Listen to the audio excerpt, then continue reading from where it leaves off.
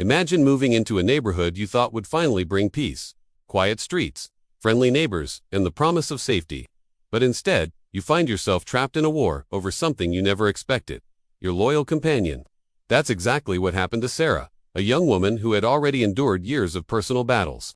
Her emotional support dog, Max, wasn't just a pet. He was her lifeline. But when the HOA decided Max didn't fit the rules, Sarah found herself in a fight, not just for her home, but for her very right to live in peace.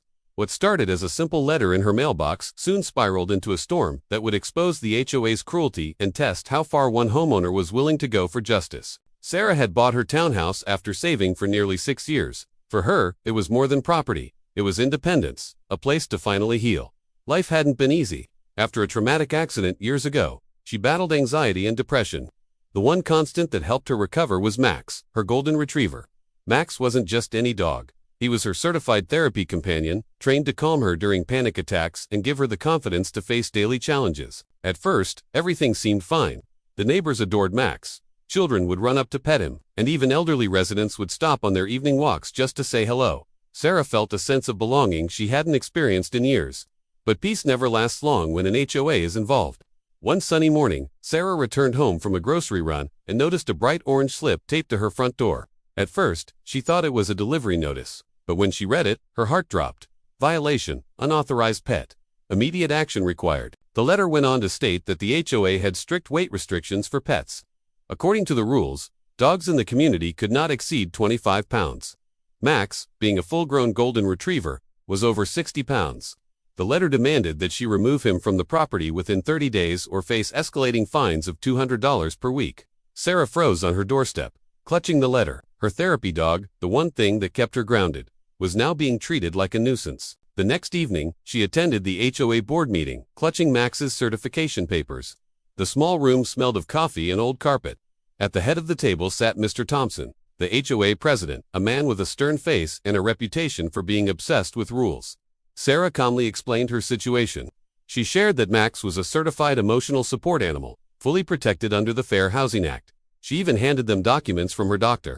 For a moment, she thought they might listen, but Mr. Thompson's face twisted into a scowl. "Rules are rules," he said sharply. "We can't make exceptions. If we let one oversized dog stay, what's to stop others from bringing in aggressive breeds?" The other board members shifted uncomfortably, but no one spoke up. Sarah left the meeting with her hands shaking.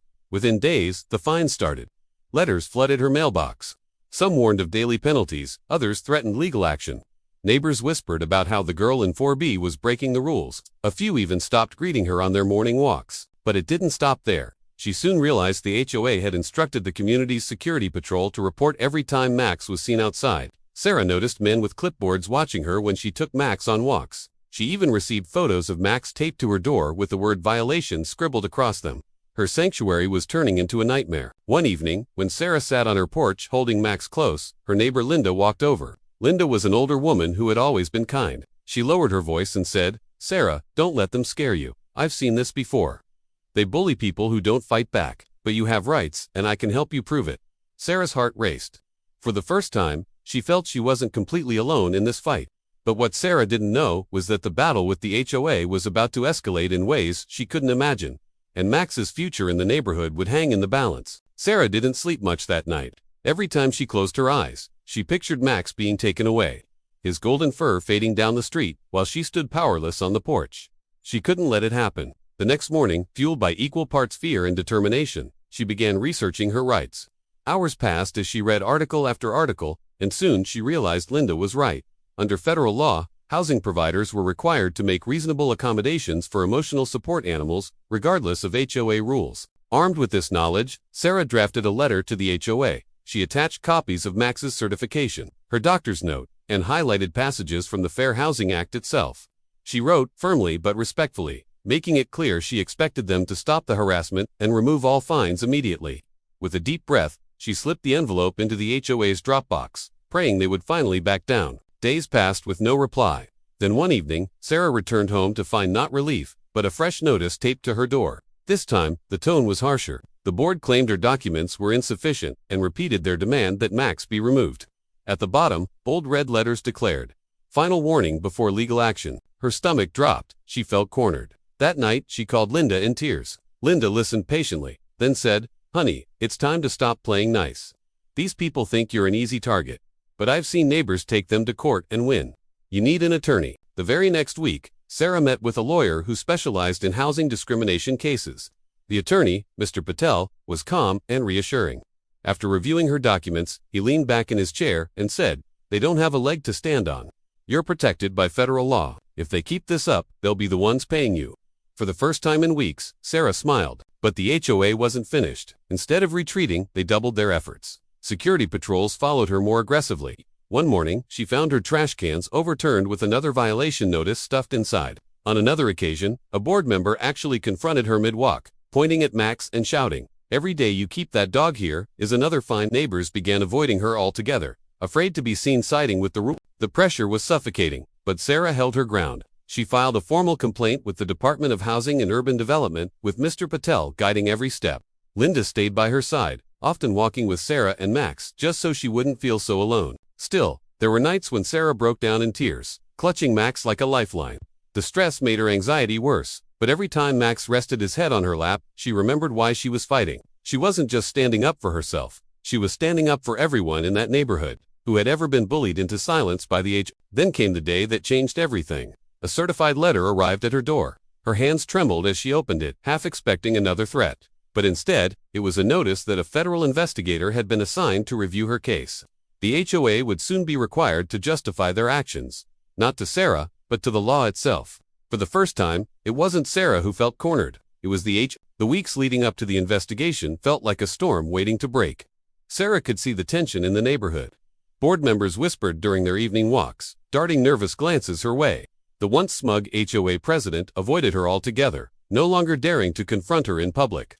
Word had spread that federal authorities were involved, and suddenly the balance of power shifted. When the day finally came, Sarah sat in her living room with Mr. Patel by her side. A HUD investigator sat across from them, reviewing the thick file of evidence. Sarah's letters, the fines, the threats, the photos of notices taped to her door. The investigator asked calm, pointed questions, and Sarah answered each one with quiet determination.